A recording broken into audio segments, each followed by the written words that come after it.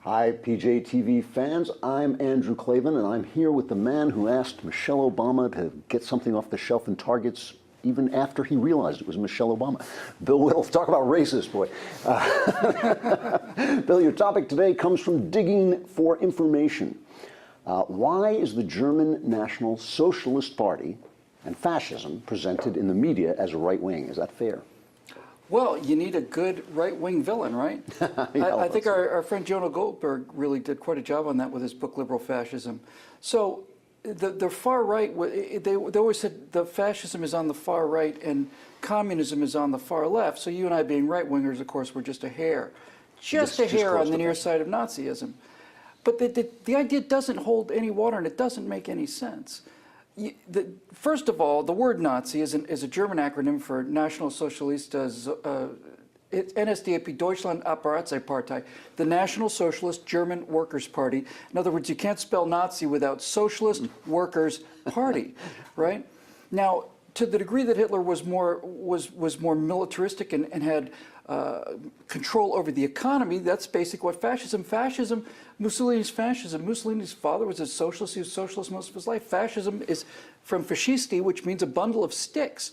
So what fascism, Nazism, communism all have in common is they are all collectivist philosophies. They all have a big state, single ruler, command control of the economy, absolute gun control, cradle-to-grave benefits, large state-sponsored work programs.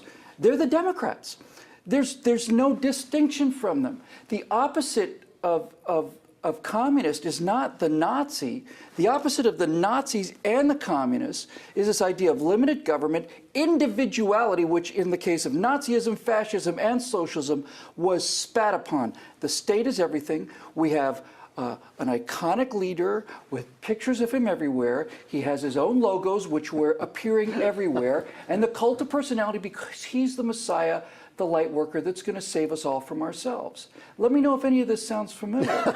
So the opposite of Nazism, socialism, fascism, these three ideologies, the same thing, these big state totalitarianisms. And by the way, FDR was going in exactly that same direction with a giant state, a centralized power, cult of personality, all those things. The Tea Party is the opposite of all of those things. And I think the reason is because Hollywood and the rest of sociologists need something to counterweight all the murders that have been accomplished by the communist socialists. I think there's also there's such a huge difference. You know, you use this word conservative, and it means to conserve something. Right. And the question is, what are you trying to conserve? Right. You know, if you go into some of these Muslim countries and you say, well, these are the conservative fanatics, and you think like, well, yeah, because what they're trying to conserve is a nightmare. You know, and you go in, and in Europe too. The conservatives there were, some of the things that they were trying to conserve are not part of American conservatism. Aristocracy, racial purity, kind of jingoistic nationalism. You know, I think that maybe that's the one thing that you'll find a little bit more on the right, where we actually believe in patriotism, we actually believe in our country. We're probably a little bit more nationalist than the people on the left who want the whole world to be under the UN's guiding, enlightened, you know, guidance.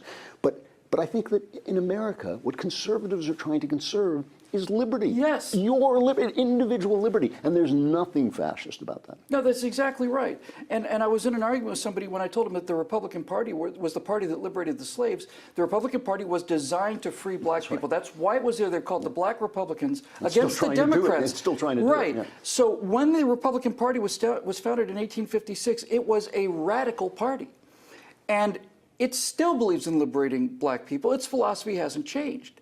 It's the Democrats that decided to buy all these votes. So while we were originally a radical party, we are now trying to conserve that radical idea that black people should be treated as individuals.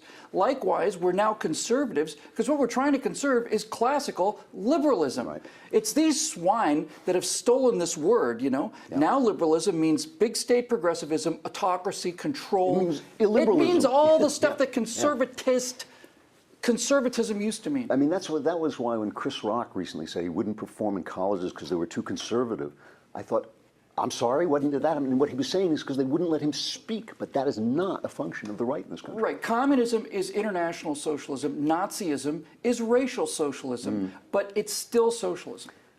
That's it. That's all we have time for today. Let us know what questions you'd like answered below, or our stormtroopers will come to your house. Communism sucks. For Bill Whittle and PJTV, I'm Andrew Klavan. Thanks for watching.